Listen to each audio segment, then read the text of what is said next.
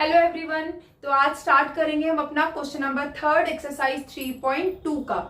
तो ये क्वेश्चन हमें क्या कह रहा है कि find the pair of linear equations. पहले तो हमें लीनियर इक्वेशंस फॉर्म करनी है and then find their solutions by substitution method. और सब्स्टिट्यूशन मेथड हम पढ़ चुके हैं, किसी एक वेरिएबल की वैल्यू को फाइंड करके दूसरी इक्वेशन में पुट करना। तो देखते हैं पहले हमारा first part question number third का। ये हमें क्या कह रहा है, अगेन देखो वर्ड प्रॉब्लम है, हमें पहले लीनियर इक्वेशन निकालनी है। तो हम सिर्फ पिक करेंगे कीवर्ड जिनकी हेल्प से हम अपनी पूरी इक्वेशन फॉर्म कर पाए। तो देखो इसमें क्या सेंटेंस है, the difference between two numbers, दो नंबर्स के बीच का डिफरेंस दिया हुआ है। डिफरेंस मतलब क्या करना है, हमें दो नंबर्स को माइनस करना है। मान लो एक नंबर x है और एक y है, तो उन्हें माइनस करना है हमें। अब किस में से किसको माइनस करें, बड़े में से छोटे को माइनस करेंगे। तो ऐसे केस में हम क्या करेंगे, हम मान लेंगे कि एक नंबर बड़ा है और एक छोटा है। तो डिफरेंस बिटवीन टू नंबर्स, दो नंबर्स को माइनस करके क्या दिया हुआ है, इज 26। तो दोनों को माइनस करके क्या है, 26। ये बन गई मेरी एक equation. And one number is 3 times the other, एक नंबर दूसरे का क्या है, 3 गुना। मतलब अगर एक x है तो दूसरा क्या होगा, 3x होगा। तो ये चीज का मुझे अब यहाँ से पता लगाना है कि किसको x रखें, किसको y, किस में से किसको माइनस करें या किसको 3 टाइम्स x करें। तो अब हम क्या करें, सबसे पहले तो हमें जो चीज निकालनी होती है ना, हम उसी को लेट कर लेंगे। हमें क्या निकालना है, फाइंड देम, ये नंबर्स निकालने हैं। और इक्वेशन किस में बना रहे हैं, इन टू वेरिएबल्स। तो हम इन दोनों नंबर्स को, एक को हम क्या मान लेंगे x और एक को क्या मान लेंगे y। लेट वन नंबर, एक नंबर हम मान लेते हैं क्या है हमारा, x है, और दूसरा नंबर क्या हो जाएगा, अदर नंबर y। अब मुझे डिफरेंस निकालना है, माइनस करना है बड़े में से छोटे को। तो हम क्या मान लेते हैं, किसी एक नंबर को यहां पर ये कर लेते हैं कि कोई एक नंबर बड़ा है, मान लो x ग्रेटर देन है किससे, y से। अब अगर x बड़ा है तो x में से y को माइनस करेंगे। तो अकॉर्डिंग टू क्वेश्चन जो हमारी इक्वेशंस बनेंगी वो क्या होंगी कि x बड़ा है तो x माइनस y, क्योंकि हमें सबसे फर्स्ट सेंटेंस क्या दिया है कि डिफरेंस क्या है, 26 है। यानी x माइनस वाई, एक नंबर में से दूसरे को माइनस करेंगे तो 26 आएगा। ये हो गई हमारी फर्स्ट इक्वेशन। अब दूसरी जो हमें कंडीशन दी है वो क्या दी है, one number is 3 times the other. अब बताओ कौन किसका 3 गुना होगा, जो बड़ा नंबर होगा वही तो छोटे वाले का 3 टाइम्स होगा, क्योंकि उससे बड़ा है वो नंबर।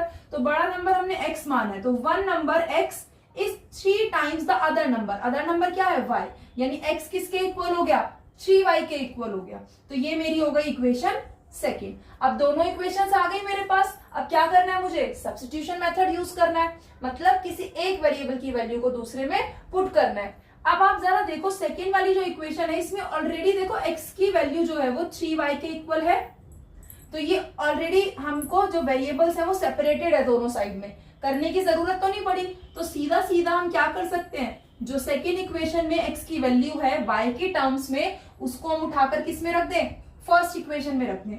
तो हम लिख देते हैं फ्रॉम इक्वेशन 1 एंड 2, क्योंकि सेकेंड में x की वैल्यू है हमें गिवन y के टर्म में। तो फर्स्ट वाली इक्वेशन जो मेरी थी x माइनस वाई, x क्या हो जाएगा यहाँ पर 3y। तो ये हो जाएगा 3y minus Y equals to 26। अब दोनों लाइक टर्म्स है, 3y और y, प्लस माइनस माइनस। तो 3y में से y गए, मेरे पास कितने y बचे, 2y, और बड़ी डिजिट प्लस किए तो प्लस का 2y इक्वल्स टू में क्या है 26। y के साथ अब ये 2 मल्टीप्लाई हो रहा है, तो ये यहां आकर क्या हो जाएगा, डिवाइड। तो मेरे पास y क्या हो जाएगा, 26 अपॉन में 2।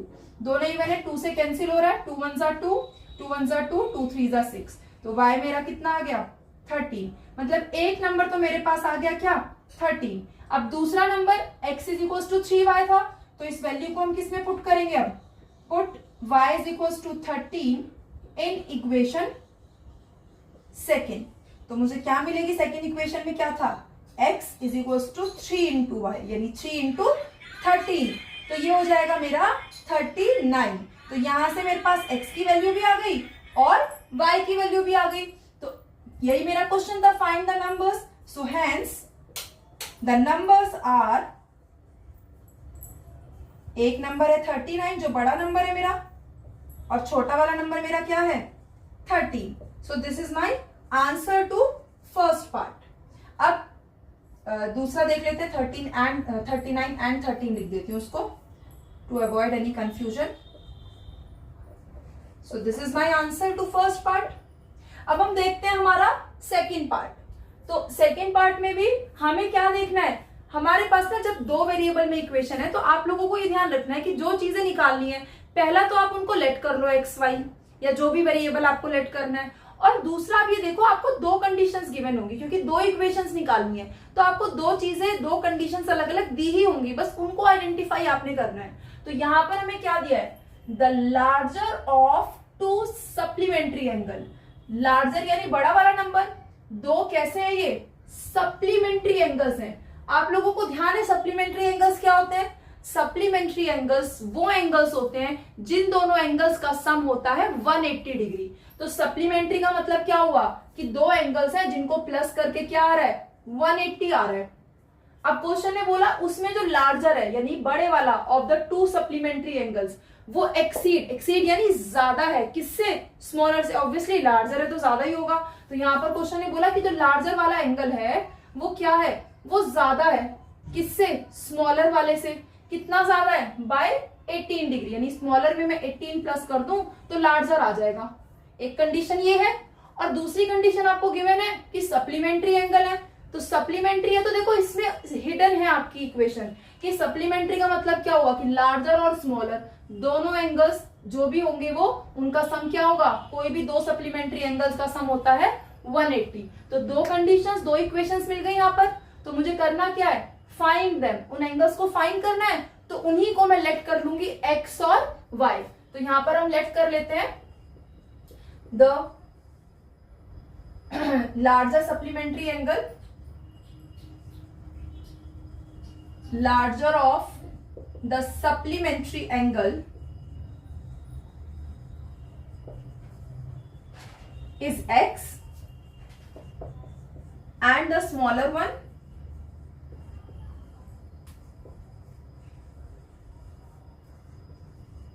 is y. अब x और y दोनों एंगल्स आ गए. सो अकॉर्डिंग टू क्वेश्चन पहले तो ये सप्लीमेंट्री है तो दोनों का सम क्या हो जाएगा, x प्लस वाई दोनों इक्वल हो जाएंगे मेरे 180 के. तो ये मेरी इक्वेशन हो गई 1. दूसरा मुझे क्वेश्चन ने बोला कि बड़े वाला लार्जर एक्सीड यानी ज्यादा है, लार्जर ज्यादा है प्लस किससे, स्मॉलर से. कितना, बाय 18 डिग्री. यानी लार्जर मैंने माना था x तो x है ज्यादा y से. कितना ज्यादा, 18 ज्यादा. यानी x कब आएगा, y में 18 प्लस करके. ये हो गई मेरी सेकेंड इक्वेशन. तो ये मेरी दोनों इक्वेशंस आ गई. अब सब्स्टिट्यूशन मेथड यूज करने के लिए बोला हुआ है क्वेश्चन ने हमें हर पार्ट में. तो सब्स्टिट्यूशन किसी एक की वैल्यू को दूसरे में पुट करना है. और देखो वापस से यहाँ जो ये सेकेंड इक्वेशन है x अलग है लेफ्ट हैंड साइड में और y अलग है राइट में. तो वेरिएबल्स पहले से ही सेपरेटेड है. अब x की वैल्यू यहाँ पर y के टर्म्स में है तो इसको हम उठाकर किस में रख देंगे, फर्स्ट में रख देंगे. So from equation 1 and 2 first equation में x प्लस वाई है और x के बदले मैंने रखा ये पूरा y प्लस 18. तो ये y प्लस 18 आ गया x के बदले और साथ में क्या था प्लस y. तो वो plus y as it is और इक्वल्स टू में क्या है 180 डिग्री. अब लाइक टर्म्स देखो y और y दोनों प्लस हो रहे हैं तो y प्लस y कितने y हो जाएंगे, 2y हो जाएंगे. और प्लस में 18 है इक्वल्स टू 180 डिग्री. ये 18 यहाँ प्लस हो रहा है, इधर आकर क्या हो जाएगा माइनस. तो मेरा 2y किसके इक्वल हो जाएगा 180 माइनस 18. ये डिग्री था. सो 2y कितना हो गया मेरा 180 में से 18 को माइनस करो ये हो जाएगा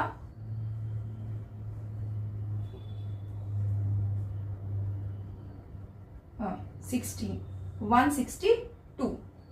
तो 2y मेरा किसके इक्वल आ गया 162 के. अब 2 जो है y के साथ मल्टीप्लाई हो रहा है, इधर आकर क्या हो जाएगा डिवाइड.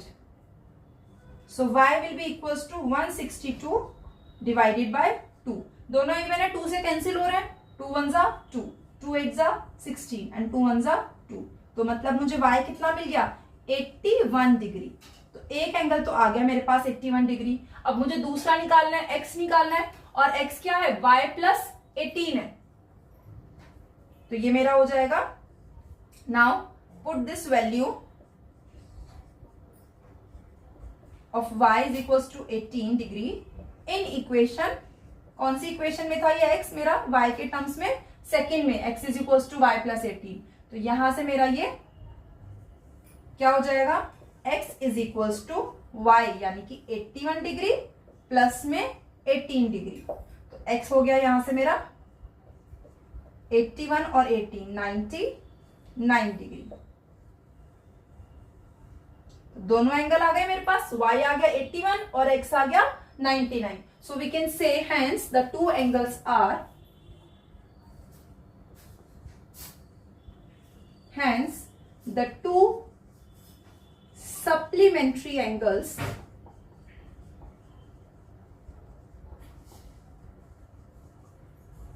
are, लार्जर वाला मेरा आया 99 डिग्री एंड दूसरा स्मॉलर एंगल आया 81 डिग्री।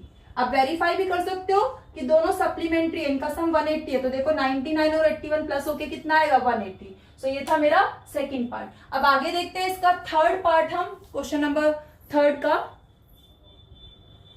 तो अब देखते हैं हमारा लास्ट क्वेश्चन का थर्ड पार्ट।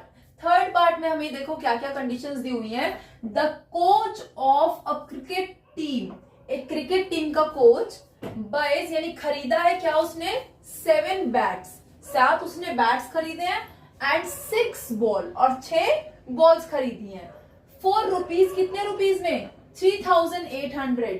तो ये हमारी पहली कंडीशन है क्या, कि 7 तो बैट खरीदे हैं और 6 क्या खरीदी हैं, बॉल्स खरीदी हैं, और ये दोनों मिलाकर टुगेदर, टुगेदर का मतलब क्या, एक साथ मिलाकर के जो है ये खरीदी है कितने रुपीज में, 3800 रुपीज में।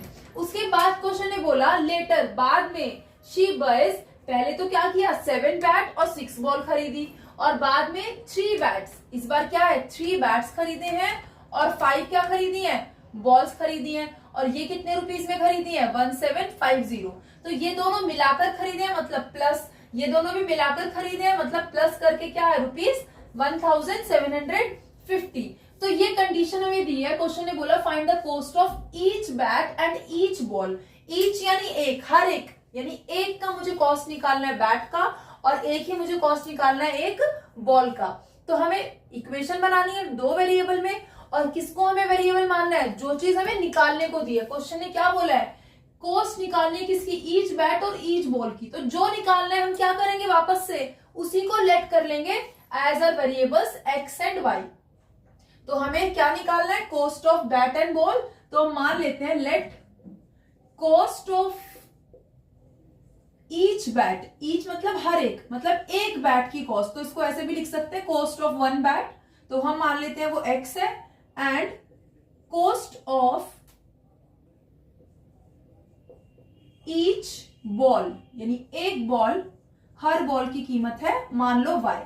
अब अकॉर्डिंग टू क्वेश्चन हमें जो कंडीशन दी है उससे देखते हैं हमारी क्या इक्वेशंस बनेंगी। तो पहली कंडीशन क्या है कि 7 तो बैट खरीदे। अब अगर एक बैट x रुपए का है, जैसे आप कोई सामान खरीदने गए, मान लो आपको पेन खरीदना है, आपने सोचा बार बार लाने पड़ते हैं, एक ही बार ले आओ। एक पेन आपने देखा 10 रुपीज का है, आपने सोचा इकट्ठे ही मैं 5 ले लूं, तो जब एक 10 का है तो 5 कितने के होंगे, 5 10 50। वही चीज हमें यहाँ करनी है कि एक बैट मेरा x रुपीज का है, तो मैंने पहले कंडीशन में सेंटेंस में कितने बैट खरीदे, 7। तो जब एक x का है तो 7 कितने के हो जाएंगे, 7x। ऐसे ही फिर 6 बॉल्स खरीदी है, एक बॉल तो y रुपीज की है, तो मेरे 6 बॉल्स कितने रुपीज की हो जाएंगी, 6y।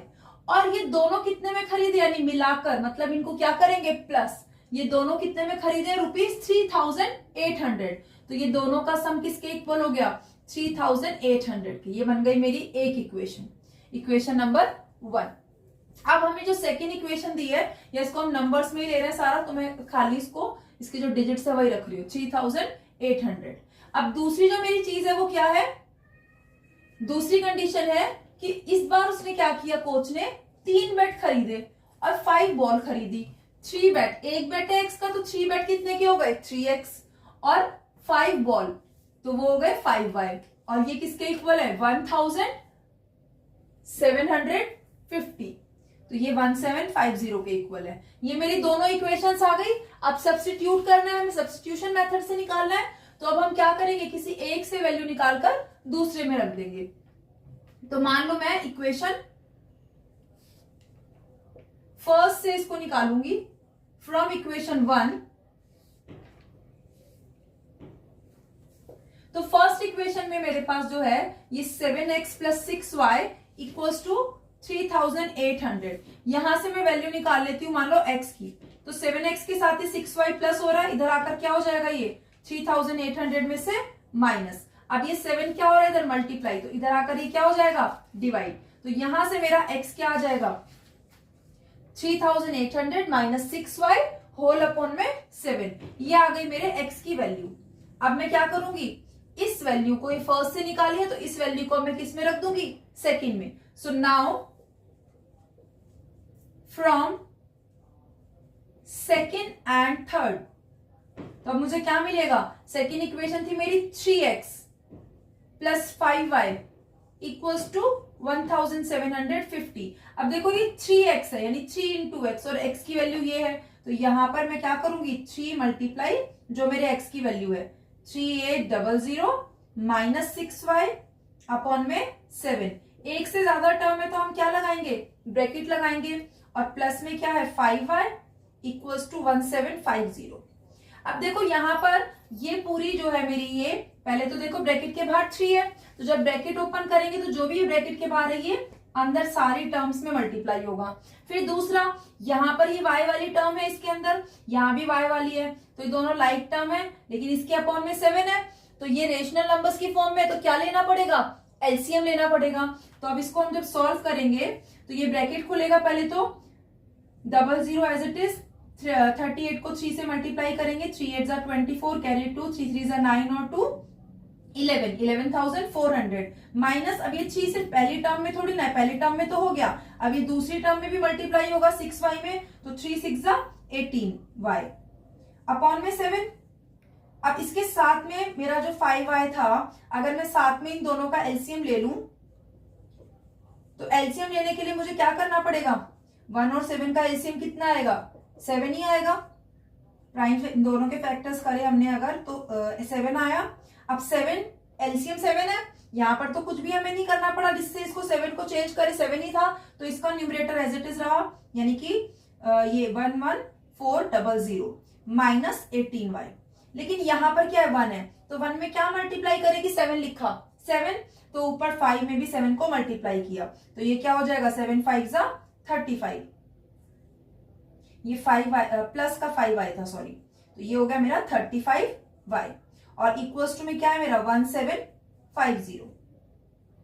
अब यहां पर मेरे देखो ये मेरा कांस्टेंट है, लेकिन ये दोनों y के टर्म है, तो ये दोनों y के टर्म्स माइनस प्लस, इनको क्या कर लेंगे, अभी सॉल्व कर सकते हैं, तो ये 11,400 एज इट इज, और ये 18y और 35 माइनस प्लस क्या हो गया माइनस, तो 35 में से मैं 18 को माइनस कर दूंगी, तो ये मेरा हो जाएगा,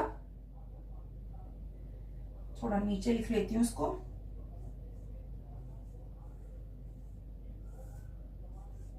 तो ये मेरा माइनस प्लस माइनस हो गया, 35 में से मैं 18y को माइनस करूंगी, तो ये मेरा आ जाएगा 5, 15 में से 8 जाएगा मेरा 7, और ये बचेगा मेरा 1, 17y, और ये क्या था मेरा बड़ी डिजिट प्लस की थी, इसलिए प्लस का 17y आया, इक्वल्स टू में है 1750। अब देखो 7 इधर क्या हो रहा है, डिवाइड हो रहा है, तो डिवाइड हो रहा है तो इधर जाकर क्या हो जाएगा मल्टीप्लाई, तो ये मेरा क्या हो जाएगा 11400 प्लस 17y, और इक्वल्स टू में क्या है, इक्वल्स टू में है 1750। अब 7 ये डिवाइड से इधर आकर क्या हो गया मल्टीप्लाई, तो ये मेरा हो गया 11,400 प्लस 17y, और इसको मल्टीप्लाई करेंगे, ये 0 एज इट इज, 7 5 जा 35, कैरी 3, 7 7 जा 49, और 3 हो जाएंगे 52, कैरी 5, 7 1 जा 7 और 5 हो गया मेरा 12, तो ये आ गया 12,250। अब ये जो 11,400 है ये प्लस हो रहा है, इधर आकर क्या हो जाएगा माइनस, तो यहां तो मेरा खाली 17y बचेगा, यहां पर पहले से था 12250, और ये 11400 आकर के क्या हो गया माइनस, तो 17y इज इक्वल टू क्या हो जाएगा, अगेन देखो ये प्लस है ये माइनस है, तो प्लस माइनस क्या करेंगे माइनस करेंगे, तो ये 0 में से 0 गया 0, 5 से 0 गया 5, उसके बाद बचा यहाँ 2, तो कैरी ले लेंगे 12 में से मेरा 4 जाएगा तो 8, और फिर यहाँ पर क्या बचा 11, 11 में से 11 गया 0, तो क्या बचा ये 850। अब 850 यहाँ पर 17 मल्टीप्लाई हो रहा है तो इधर आकर क्या हो जाएगा डिवाइड, तो y मेरा हो जाएगा 850 डिवाइडेड बाय 17, और 17 5 कितना होता है 85, और 0 एज इट इज, तो y की वैल्यू मेरी कितनी आ गई 50 आ गई, ये मेरी y की वैल्यू आ गई। और x मैंने क्या लिया था यहाँ पर निकाला था y की टर्म में इक्वेशन थर्ड में, तो अब मैं यहाँ ये y की वैल्यू यहाँ पुट कर दूंगी, तो ये क्या हो जाएगा, now put y is equals to 50 in equation third,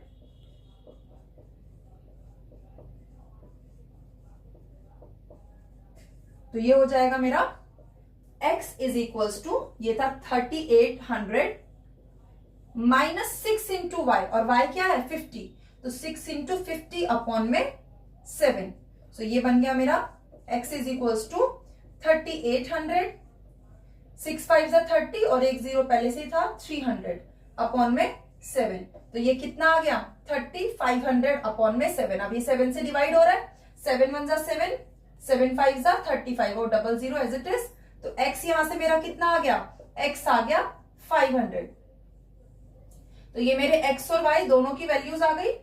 और x और y हमने क्या माने थे, x और y हमने माने थे cost of each bat and cost of each ball, तो यहां से हम लिख सकते हैं हैंस कोस्ट ऑफ, क्योंकि जब आपसे किसी भाषा में कोई बात करे आप उसी भाषा में जवाब दोगे ना, तो ये थोड़ी सी कई बार हम मिस्टेक करते हैं, स्पेशली जब आप बोर्ड के एग्जाम में हो, तो क्वेश्चन ने हमसे जिस फॉर्म में आंसर पूछा है ना लास्ट में, क्योंकि एग्जामिनर जब चेक करता है तो वो आपके ये कीवर्ड्स, कई बार ये क्या होता है कि अगर कोई बीच में लिखने में कोई गलती भी हो गई है या कोई थोड़ा सा माइन्यूट आपका सेंटेंस में एरर है, तो लास्ट में अगर आप उस चीज को हाईलाइट करके लिख दोगे तो वो मिस्टेक थोड़ी सी वहां पर हम कह सकते हैं कि कवर हो जाती है। तो क्वेश्चन ने आपको बोला था cost of bat and ball, तो लास्ट में सिर्फ एक्स और वाई की वैल्यू ना निकाल के जो हमसे पूछा उसी फॉर्म में हम लिखेंगे हैंस, जो हमने लेट किया था कोस्ट ऑफ ईच बैट, और बैट हमने क्या माना है x माना है, x कितना है हमारा 500, यानी ये हो गया ₹500,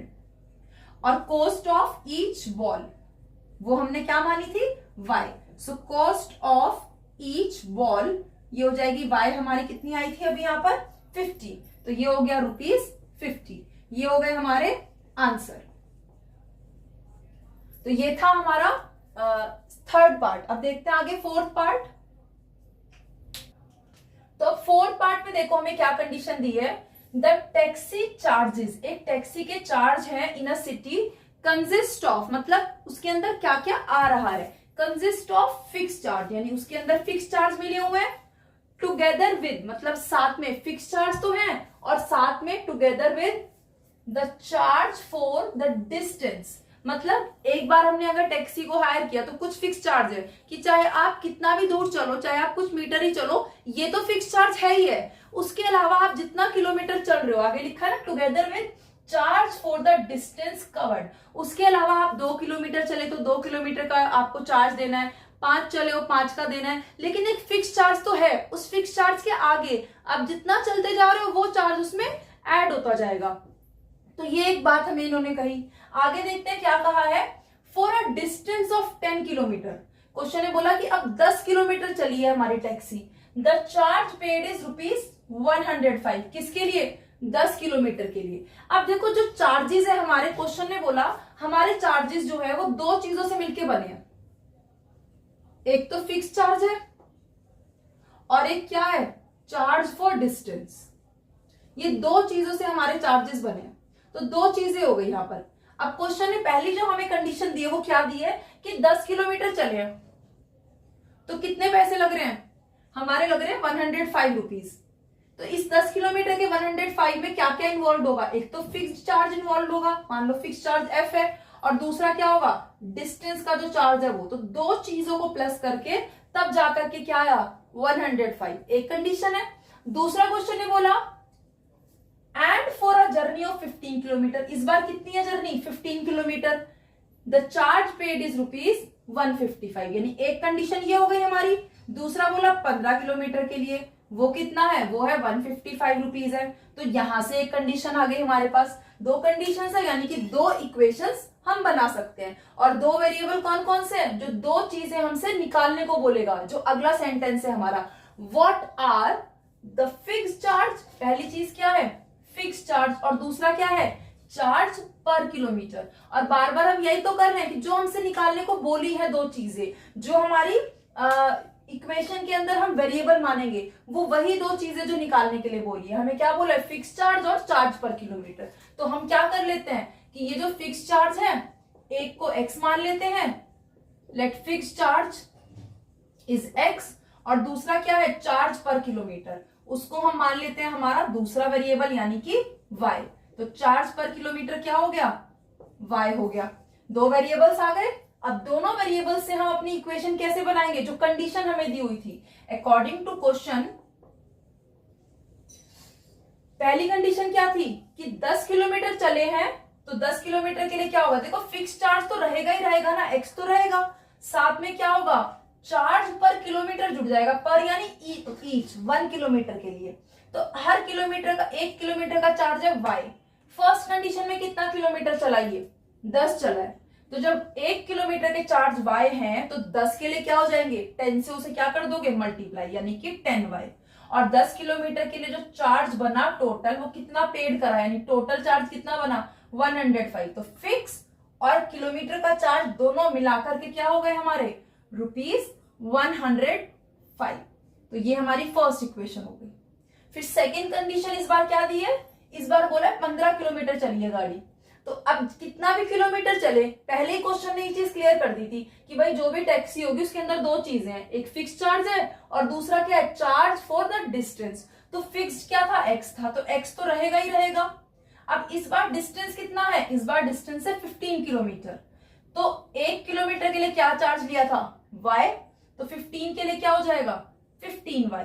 और जो उसको पैसे देने पड़े, जो पे करने पड़े, वो क्या मिले लास्ट में 155। तो फिक्स्ड और 15 किलोमीटर के पैसे मिलाकर इस बार कितने हुए ₹155।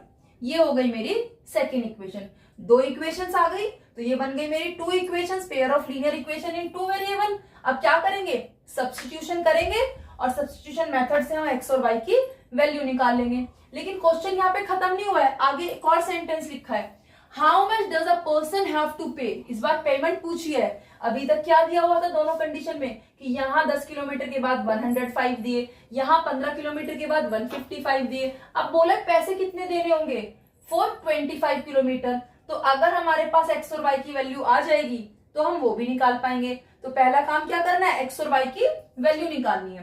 तो अब इसकी वैल्यू निकालने के लिए सब्स्टिट्यूट करेंगे, किसी एक वेरिएबल की वैल्यू हम फाइंड कर लेते हैं। मान लो मैं फर्स्ट इक्वेशन से x की वैल्यू निकालना चाहती हूं, तो from equation 1 x plus 10y is equals to ये है ना, तो x के साथ जो ये 10y प्लस हो रहा है, ये इधर आकर क्या हो जाएगा माइनस हो जाएगा। तो यहां से मेरा x क्या आ जाएगा, इक्वेशन लिखिए, तो हम यूनिट को यहाँ पर नहीं मेंशन करते क्योंकि हम क्या कर रहे हैं वेरिएबल्स में थोड़ा इजी रहेगा हमें कैलकुलेट करना। तो ये जो 10y इसका प्लस हो रहा था, ये इधर आकर क्या हो गया 105 में से माइनस हो गया। तो 105 माइनस 10y, ये x की वैल्यू आ गई किसके टर्म में, y के टर्म में आ गई। तो इसको मान लेते हैं हम इक्वेशन थर्ड। अब ये वैल्यू हम किस में पुट कर देंगे, जो हमारी सेकेंड इक्वेशन थी।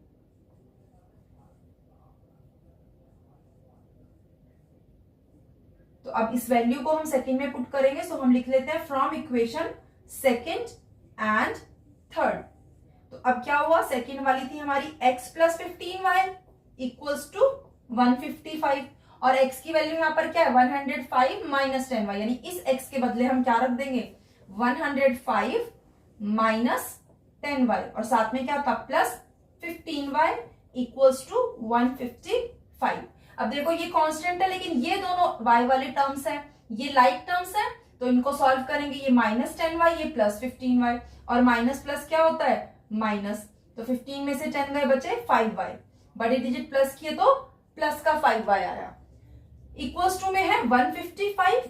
अब इस y वाले टर्म के साथ ही कांस्टेंट प्लस हो रहा है 105, तो इधर आकर हो जाएगा माइनस। तो हमारे पास 5y किसके इक्वल हो जाएगा 155 माइनस 105, और इसको अगर माइनस करेंगे तो कितना आएगा 50। तो 5y इज इक्वल्स टू क्या हो गया 50। तो यहां से y क्या हो जाएगा 5 इधर मल्टीप्लाई था, इधर आकर डिवाइड हो गया 50 अपॉन में 5। तो यहां से हमें x की वैल्यू क्या मिल गई 10, ये कैंसिल हो गया ना 5 से, 5 1 5, 5 10 50, तो x की वैल्यू आ गई हमारे पास 10। अब x की वैल्यू आ गई, सॉरी y की वैल्यू, ये y है ना, y की वैल्यू आ गई 10। अब इस y की वैल्यू को हम किस में रख देंगे, जो हमने x माना था या x निकाला था यहां से y की टर्म में, तो अब इस y की वैल्यू को हम यहां पे रख देते हैं। So now put this y is equals to 10 in equation third equation थी x is equals to 105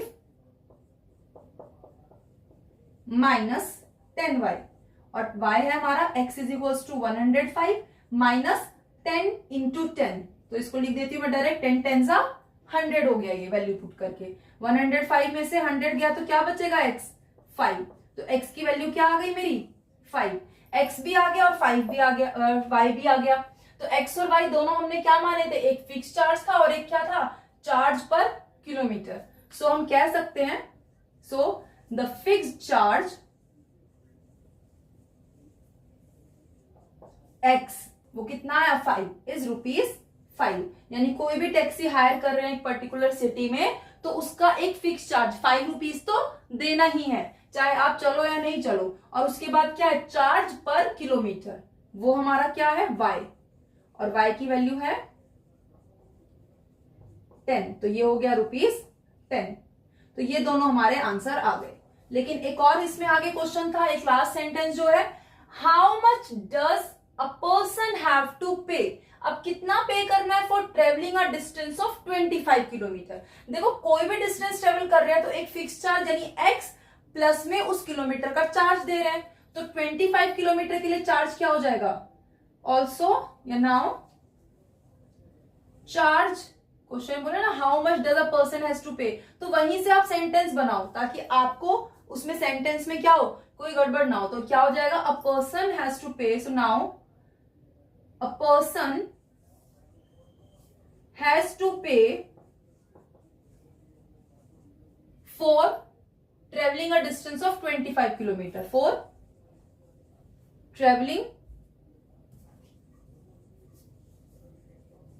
25 kilometre.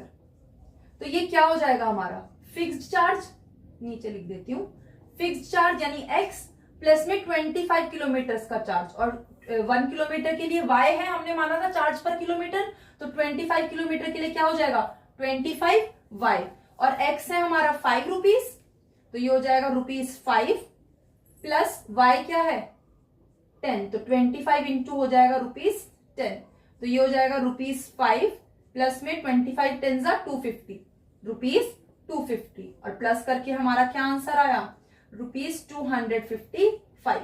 तो ये हो गया हमारा चार्ज फॉर 25 किलोमीटर। तो ये था हमारा फोर्थ पार्ट। अब लास्ट पार्ट देखते हैं एक बार। तो अब देखते हैं हमारा फिफ्थ पार्ट। फिफ्थ पार्ट ने बोला कि एक फ्रैक्शन है, फ्रैक्शन क्या होता है, जो p अपॉन क्यू की फॉर्म में लिख सकते हैं, और p और q दोनों क्या है पॉजिटिव इंटीजर, और वही रेशनल नंबर की तरह डेनोमिनेटर नोट 0। तो यहाँ पर हमें वही फ्रैक्शन क्वेश्चन ने बोला कि एक फ्रैक्शन है जो बिकम यानी बन जाता है 9/11। पहले कुछ और था, 9/11 बन गया इफ अगर 2 is added to both numerator and denominator, मतलब उसके न्यूमरेटर में भी और डेनोमिनेटर में भी अगर मैं 2 ऐड करूं तो वो फ्रैक्शन क्या बन जाएगा 9/11। कब, जब 2 को ऐड किया। एक कंडीशन हो गई।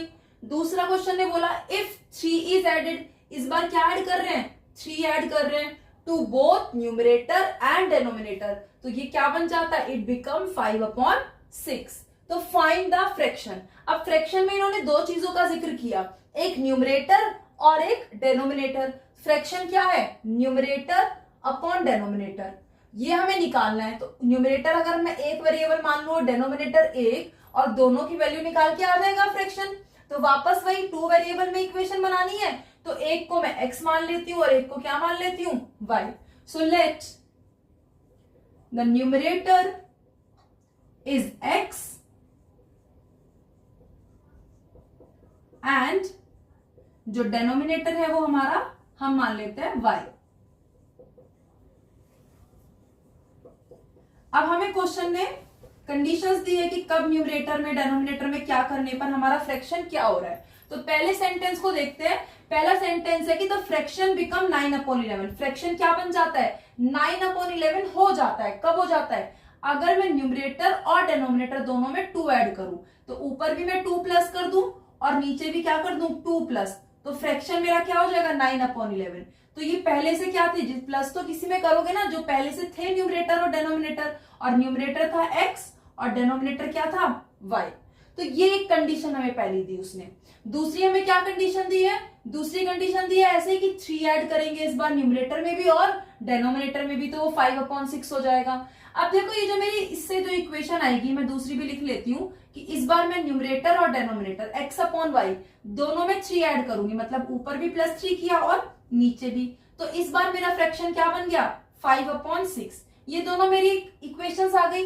लेकिन इसमें एक चीज देखो, मेरा जो वेरिएबल है वो कहाँ है, डिनोमिनेटर में है एक, यहां पर भी, तो इसको थोड़ा सिंप्लीफाई कर ले ताकि हमें सॉल्व करने में इजी रहे।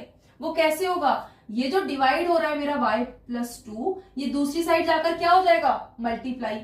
अब यहां पर भी देखो न्यूमरेटर और डिनोमिनेटर की फॉर्म में, तो सब कुछ ये डिनोमिनेटर से हटाने के लिए क्या करेंगे, इस 11 को भी इधर क्या कर ले इस न्यूमरेटर में लाकर मल्टीप्लाई, यानी इसका डिनोमिनेटर यहां मल्टीप्लाई हो गया और इसका डिनोमिनेटर यहां, जो डिवाइड हो रहा है वो दूसरी साइड जाकर क्या हो गया मल्टीप्लाई। इसको हम क्रॉस मल्टीप्लीकेशन भी कह देते हैं। तो ये मेरा क्या हो जाएगा मल्टीप्लाई होकर के 11 आया इधर x+2 से मल्टीप्लाई हो गया, और y+2 किससे मल्टीप्लाई हो गया जाकर के 9 से हो गया। अब ये ब्रैकेट्स अगर मैं ओपन करूंगी तो क्या हो जाएगा 11 इंटू एक्स 11x प्लस 11 2 सा 22 और इक्वल्स टू में ये 9 इंटू वाई 9y प्लस 9 2 सा 18। अब इसको और थोड़ा सिंप्लीफाई कर ले, या तो ये जैसे कांस्टेंट है इसको इधर ले जाकर मैं क्या कर दूंगी माइनस, तो यहां से मेरा 11x क्या हो जाएगा 9y प्लस में 18 था 22 आकर क्या हो गया माइनस हो गया, और प्लस माइनस क्या हो जाएगा माइनस, 22 में से 18 जाएगा तो क्या बचेगा 4 बचेगा। और इसको एक सेकंड नीचे लिख लेती हूं, तो ये हो जाएगा मेरा 11x is equals to 9y और 18 में से ये 22 में से 18 गया तो मेरा बचा 4, और बड़ी डिजिट माइनस किए तो माइनस का 4, तो 11x क्या आ गया 9y माइनस 4। ये एक इक्वेशन हो गई। अब सब्स्टिट्यूट करते हैं तो किसी एक की वैल्यू पुट करते हैं ना, यहां से या तो आप 11 की वैल्यू x की वैल्यू निकाल लो, तो उसके लिए 11 मल्टीप्लाई हो रहा है तो दूसरी साइड जाकर क्या हो जाएगा डिवाइड, तो x क्या हो जाएगा मेरा 9y माइनस 4 था और इधर आकर के 11 क्या हो गया डिवाइड, तो एक वेरिएबल की वैल्यू मैंने निकाल ली ताकि मैं उसे दूसरे में सब्स्टिट्यूट कर सकूं। तो इसको मान लेते हैं हम फर्स्ट इक्वेशन। सो अब ये तो एक कंडीशन थी मेरी कि जब मैंने 2 ऐड किया तो ये इक्वेशन मिली, सिंप्लीफाई कर लिया हमने। अब दूसरी जो कंडीशन थी ऑल्सो हमारे पास क्या है कि इस बार हमने 3 ऐड किया हुआ न्यूमरेटर और डिनोमिनेटर में, जो अभी लिखी थी कि x/y न्यूमरेटर और डिनोमिनेटर में 3 ऐड किया दोनों में, तो क्या मिला 5/6। अब इसको भी अगर मैं थोड़ा सिंप्लीफाई कर लूं तो इजी रहेगा, ये जो डिनोमिनेटर है ये इधर जाकर मल्टीप्लाई और ये y+3 इधर जाकर मल्टीप्लाई, तो ये हो जाएगा x+3 में आकर के 6 मल्टीप्लाई हो गया और ये 5 में आकर के इधर से ये y+3 मल्टीप्लाई हो गया। तो इसको जब हम खोलेंगे तो क्या हो जाएगा 6 into x 6x plus 3 6 18 equals to में 5 इंटू वाई 5y प्लस 5 3 15। अभी 18 अगेन प्लस हो रहा है, इधर आकर क्या हो जाएगा वापस से माइनस हो जाएगा, तो 6x is equals to 5y plus 15 और माइनस हो गया 18, तो 6x यहां से क्या आया मेरा 5y माइनस में 3 प्लस माइनस माइनस और बड़ी डिजिट माइनस किए, तो इसको हम मान लेते हैं इक्वेशन 2। अब हमने यहां पर x की वैल्यू निकाली थी, इस x की वैल्यू को हम यहां पुट कर सकते हैं, या इस इक्वेशन को आप देखो और थोड़ा अगर मैं इसको पूरा उसमें लिखूं स्टैंडर्ड फॉर्म में, तो ये वेरिएबल भी मैं इधर ला सकती हूँ, उसको फिर फर्दर सॉल्व कर सकते हैं आगे, तो वो यहीं कर लेते हैं वरना बाद में करना पड़ेगा। तो इसको यहां से ही कर लेते हैं, हमने जो कांस्टेंट है इसको इधर लेकर गए, ये जो y है जो वेरिएबल्स है उनको एक ही साइड ले आता है, तो ये 5y प्लस हो रहा है, इधर आकर क्या हो जाएगा माइनस, तो ये मेरी इक्वेशन जो बनेगी वो 6x minus 5y equals to में क्या हो जाएगा -3।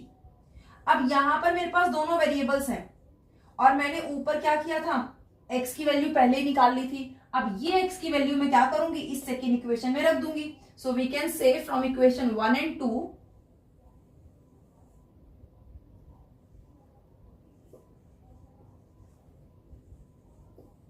y x की वैल्यू में y यहाँ पर जो y की टर्म में निकाली थी वो यहाँ रख दूंगी। ये क्या थी मेरी 6 इंटू एक्स, 6x था ना ये, और x क्या है ये 9y माइनस 4, तो 6 इंटू 9y माइनस 4 अपॉन में 11।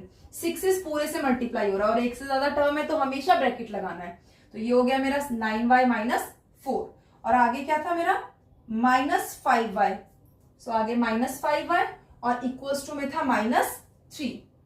अब इसको मैं खोलूंगी, ब्रैकेट पहले पूरा सॉल्व करूंगी और उसके बाद हम लाइक टर्म्स अनलाइक टर्म्स देखेंगे। तो ये पहले तो ये 6 मल्टीप्लाई हो रहा है पूरा ब्रैकेट, जब हम इसको करेंगे तो 6 9 जा 54y माइनस 6 4 जा 24, डेनोमिनेटर में 11 है और यहाँ क्या है माइनस 5y। ये पूरी y वाली टर्म है और एक ये y वाली टर्म है, तो दोनों को सॉल्व करने के लिए हाँ इनका क्या ले लेंगे हम एलसीएम। इक्वल्स टू में माइनस 3 था, तो अब देखो इसके नीचे 11 है और यहाँ 1 है, 11 और 1 का एलसीएम क्या आया 11 ही आएगा। अब यहाँ तो ऑलरेडी 11 है तो इसके न्यूमरेटर में कोई चेंज नहीं आया, तो ये 54y minus 24 as it is. लेकिन यहाँ पर क्या था नीचे 1, तो इसको 11 बनाने के लिए 11 से मल्टीप्लाई किया और नीचे किया तो ऊपर भी करेंगे, तो ये क्या हो जाएगा माइनस 5 11 जा 55 और y इक्वल्स टू में है माइनस 3। अब देखो लाइक टर्म अनलाइक टर्म, इसमें ये 54y प्लस का और ये 55y माइनस का, और प्लस माइनस क्या हो जाएगा माइनस, तो ये कितना y बचेगा ये माइनस 24 और ये बचा 1y, लेकिन बड़ी डिजिट माइनस की तो माइनस का y बचा। 11 देखो इस पूरे सारे टर्म्स के साथ डिवाइड हो रहा था, जब कोई चीज होल के साथ डिवाइड हो रही है तो उसको दूसरी साइड ले जा सकते हैं, तो ये 3 में आकर के माइनस 3 में 11 मल्टीप्लाई हो गया, तो हमारे पास माइनस 24 माइनस 11 और ये क्या हो गया 3 11 जा 33 और माइनस प्लस माइनस, तो माइनस 33 हो गया। इधर 24 ये माइनस हो रहा है तो इधर आकर क्या हो जाएगा प्लस, तो अब बचा खाली माइनस 5 और इधर माइनस 3 में 24 आकर के हो गया प्लस।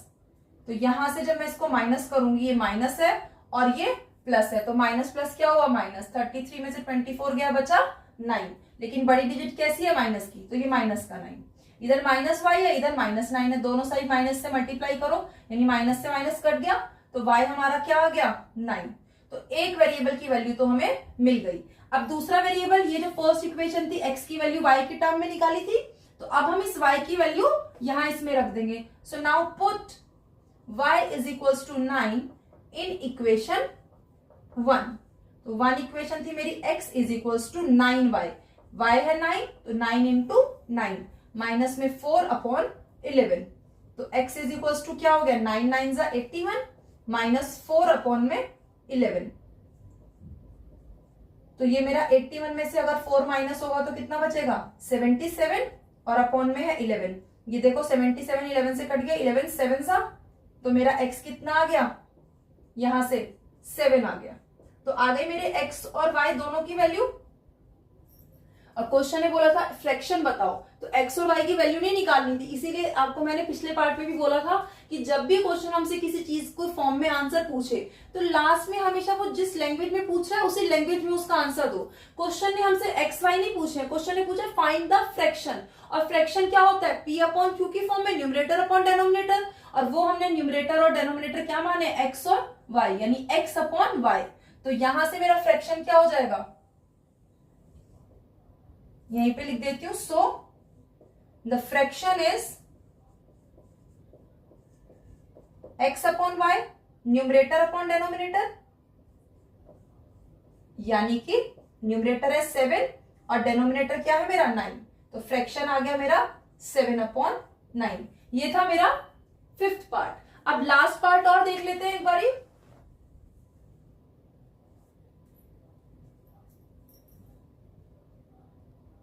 तो अब देखते हैं 6th पार्ट। इसमें देखो इन्होंने क्या बोला है 5 years hence।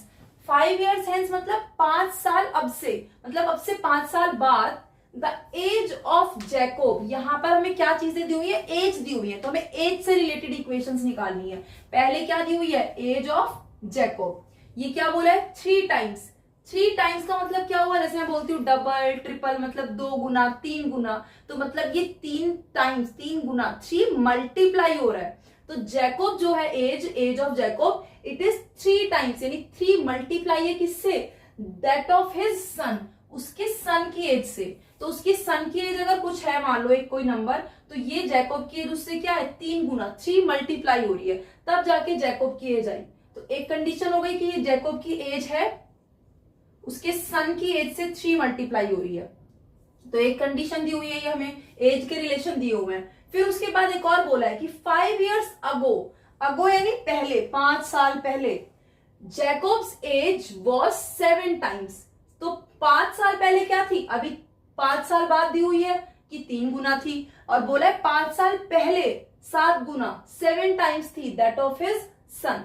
तो ये क्या है, उसकी एज अभी कुछ बात कर रहे हैं प्रेजेंट में। जैसे अभी हम बोले कि मैं आप बोलो कि मैं अपने फादर की एज का हाफ हूं, तो आप अभी की एज से रिलेट करोगे ना, तो अभी की एज यानी प्रेजेंट एज से रिलेशन दिया हुआ है। और क्वेश्चन ने बोला भी हमें क्या हुआ है कि फाइंड देयर प्रेजेंट एजेस।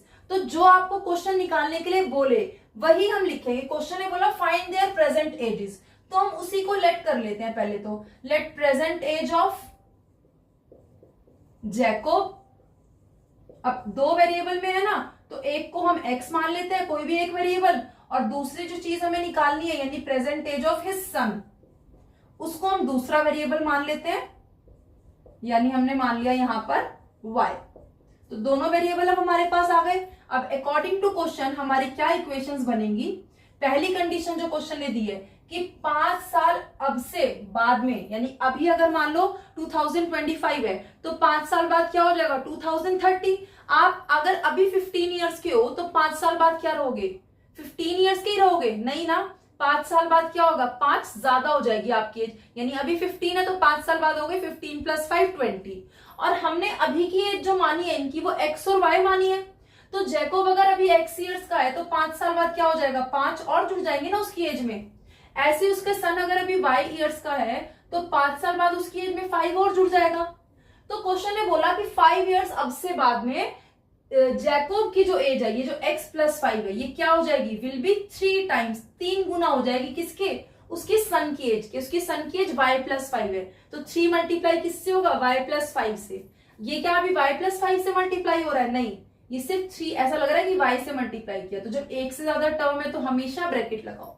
तो ये हो गई हमारी फर्स्ट कंडीशन। इससे देखो क्या इक्वेशन बनेगी हमारी, अब x + 5, इधर ब्रैकेट खोलो, 3 × y 3y, और 3 5 प्लस में क्या हो गया 15। तो यहां से आप सब कुछ चाहे एक ही साइड पे ले आओ, तो ये क्या हो जाएगा x, ये 3y इधर आकर माइनस हो गया। कांस्टेंट बेशक आप दूसरी साइड ले जाओ कि वेरिएबल वेरिएबल एक तरफ और कांस्टेंट कांस्टेंट एक तरफ। तो यहां से ये प्लस का 5 इधर जाकर के क्या हो गया 15 में से माइनस। तो मेरी क्या इक्वेशन बन गई, x - 3y = 15 - 5 यानी कि 10। तो ये मेरी एक इक्वेशन हो गई। ये पहली कंडीशन थी कि 5 साल बाद क्या होगा।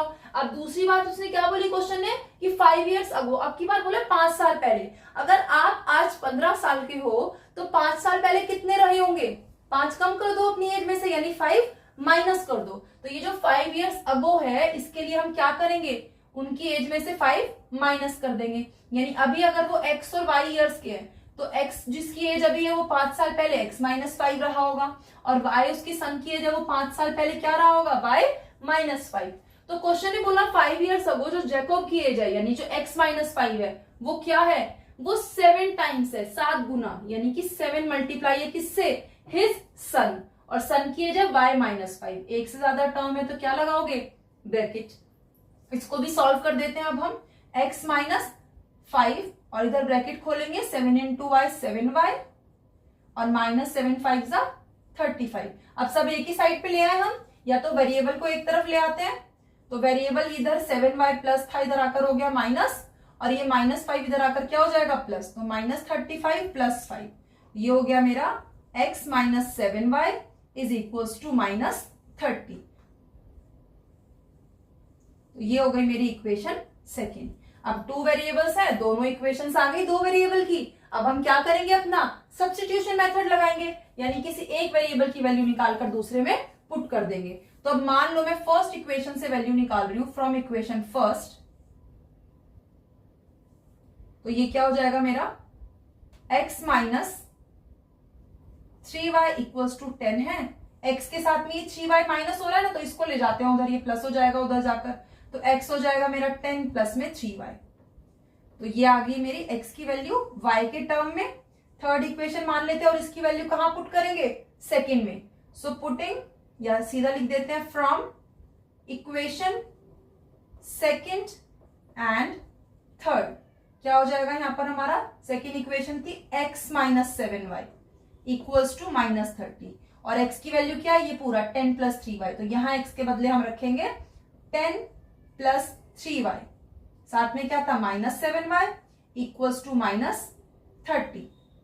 अब ये दोनों लाइक टर्म है y y, तो इनको सॉल्व कर लेते हैं और ये 10 क्या हो रहा है प्लस, ये इधर आकर क्या हो जाएगा माइनस, तो 10 तो आकर इस -30 में माइनस हो गया और यहाँ पर +3y और -7y, प्लस माइनस माइनस 7 में से 3 गया, क्या बचा 4, लेकिन बड़ी डिजिट माइनस की है तो कैसा 4 आया माइनस का, तो ये मेरा हो गया -4y और इधर ये दोनों माइनस माइनस क्या हो गए प्लस, तो ये हो गया मेरा माइनस का 40। अब y के साथ -4 इधर मल्टीप्लाई हो रहा है तो इधर आकर क्या हो जाएगा डिवाइड, तो यहाँ पे बचा खाली y, इधर -40 था और -4 आकर हो गया डिवाइड, तो ये माइनस से माइनस कट गया और 4 से 40, 4 1 जा 4, 4 10 सा 40, तो मुझे क्या मिला यहां से y मुझे मिल गया 10, एक वेरिएबल की वैल्यू आ गई। अब y के टर्म में x हमने यहाँ पे निकाला था, इसमें थर्ड इक्वेशन में x is equal to 10 plus 3y, तो अब ये x जो y की वैल्यू 10 आई है वो हम यहां रख के x की वैल्यू निकाल लेंगे। सो नाउ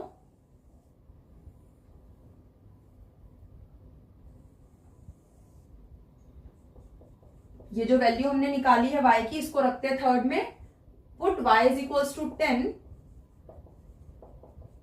इन ये जो इक्वेशन थर्ड निकाली थी x की वैल्यू के लिए, इन इक्वेशन थर्ड, और क्या है इक्वेशन थर्ड कि x हमारा क्या है 10 प्लस 3y, 10 प्लस 3y, तो x इज इक्वल्स टू क्या हो गया 10 plus 3 into y, that is 3 into 10, तो x हो गया मेरा 10 plus 3 10 30, that is 10 plus 30 is 40, तो ये आ गई मेरी x की भी वैल्यू और x और y दोनों आ गए, क्या थे ये प्रेजेंट एज थे किसके जैकोब के और उसके सन के, so we can say hence present age of Jacob, x माना था इसको और x क्या है 40, तो एज है ना तो क्या यूनिट होगी 40 ईयर्स होगा, and present age of his sun,